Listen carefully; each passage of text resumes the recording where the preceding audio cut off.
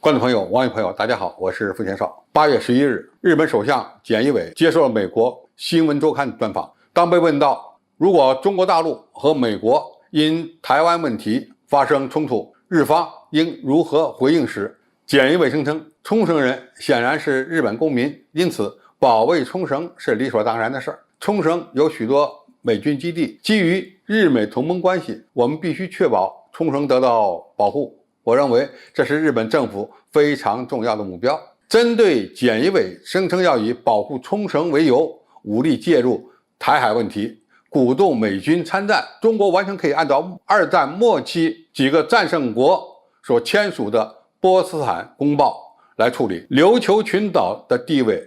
在这个公告里是未定的。二战末期，美军在广岛、长崎相继投掷了原子弹。1945年8月10号，日本召开内阁会议，由天皇决定接受波茨坦公告。同年9月2号，日本签署了无条件投降书，并承诺忠诚履行波茨坦公告的各项规定。波茨坦公告还为战后的国际秩序的建立、日本的战后处置确定了明确的法律依据。那么菅义伟的这次的言论，实际上是牵扯到了波茨坦公告中的很重要的一条，也就是第8条的内容：日本之主权必将限于本州、北海道、九州4国及5人所决定之小岛之内。既然它的主权只限于这4个大岛，显然没有把冲绳群岛纳入其中，因为冲绳群岛不是小岛，尤其是冲绳岛，它的面积很大，而且过去是日本的殖民地，而不是日本的本土。冲绳群岛的地位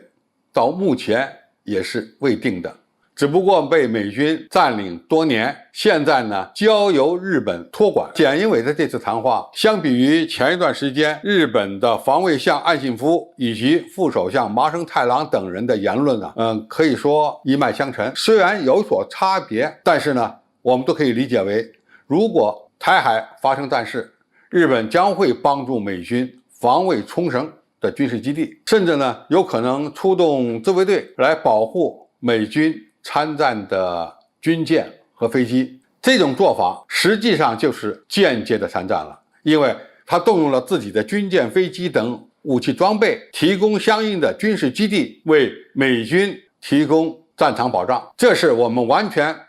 不能接受的。那么面对这样的情况，中共蒋军必然会做出相应的反应，也就是说，只要日本自卫队参与台海地区的军事冲突，就必将遭到中国军队的反击。而如果一旦美军战败，日本在战后也会遭到清算。清算的内容之一，恐怕就包括执行波茨坦公告。波茨坦公告里面对琉球群岛的主权尽管没有明确界定，但是有一条是清楚的，就是不包括在日本本土的4大岛之内。那么从历史的角度看，琉球群岛今后会是一个什么样的状况？按照波茨坦公告的内容，那么就不排除琉球群岛会变成一个主权独立的国家，因为毕竟在历史上琉球群岛本身就是独立的，后来才逐渐的成为了日本的殖民地。那么现在它的地位应该说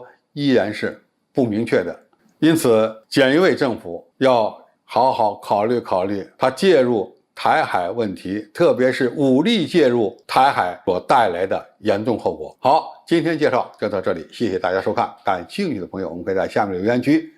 留言交流讨论。我们下期再见。